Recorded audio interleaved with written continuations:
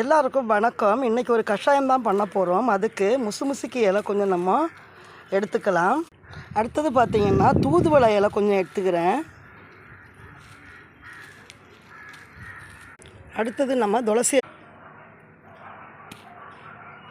அடுத்தது ஓமவல்லின்னு சொல்லுவாங்க, கற்பூரவல்லி இலை கொஞ்சம் கருந்துளசி எடுத்துக்கிறேன். பாருங்கள் நல்லா எவ்வளோ கலராக இருக்குது பார்த்தீங்களா. கொஞ்சம் கருந்துளசி எடுத்துக்கிறேன்.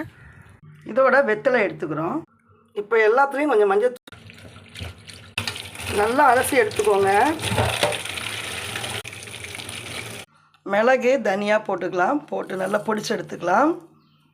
5 டம்ளர் தண்ணி சேர்த்து இதை இப்படி ஒரு கசக்கி அப்படியே வச்சுக்கோங்க. போட்டுருங்க.